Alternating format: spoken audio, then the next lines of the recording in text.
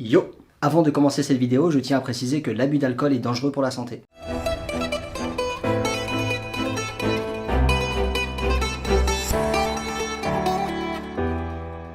Ah, la Guinness, cette fameuse bière brune presque noire nappée d'une mousse blanche. D'abord, un peu d'histoire. Arthur Guinness commence à brasser sa bière en 1759, mais ce n'est qu'en 1862 que la harpe s'intègre au logo. À la même époque, Guinness faisait déjà le tour du monde. Petit aparté assez fun, au début, pour les premiers brassages, Arthur a fait un truc assez sympa. Il a trouvé un bâtiment désinfecté dans un ancien quartier de Dublin et l'a loué 45 livres par an pendant 9000 ans, ce qui lui assurait un avenir assez radieux. Ça, c'était pour le fun fact. Mais alors la grande question, pourquoi une harpe pour une bière? Eh bien parce que c'est une bière irlandaise. Il faut savoir que la harpe, c'est un symbole très fort pour l'Irlande. C'est un instrument gaélique, c'est-à-dire qu'il se rapporte au peuple celtique. C'est pour cela que l'on parle d'harpe celtique. On retrouvera également des harpes bardiques, se rapportant aux bardes celtiques.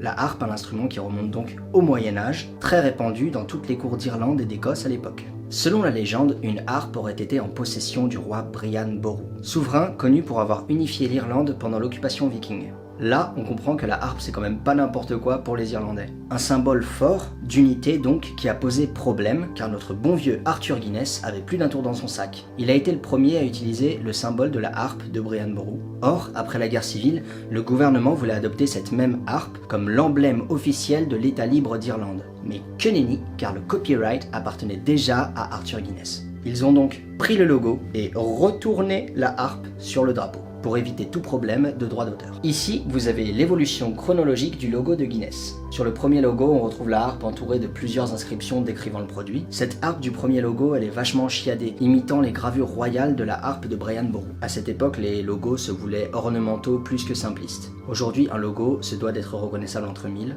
et souvent la plupart du temps, les logos sont assez simplistes. Guinness a donc bridé son logo, stylisé la harpe pour lui donner l'aspect qu'on lui connaît aujourd'hui.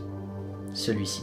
Harpe 2.0 donc, mais qui garde toute sa symbolique, la symbolique d'un peuple, la symbolique d'une lutte contre l'oppression, un emblème d'unité. Merci d'avoir regardé cette vidéo, elle était assez courte mais efficace. Si elle t'a plu, n'hésite pas à aller voir les autres vidéos que je produis sur cette chaîne, à t'abonner, à lâcher un pouce bleu, ça fait toujours plaisir. Si t'as des idées de marques qui utilisent des logos avec des instruments, dis-le moi dans les commentaires et j'en parlerai peut-être dans une prochaine vidéo. N'oubliez pas l'alcool avec modération, et si vous vous demandez pourquoi il y a une petite boule dans les canettes de Guinness, eh bien je suis sûr que mes collègues youtubeurs vous feront le plaisir de vous l'expliquer.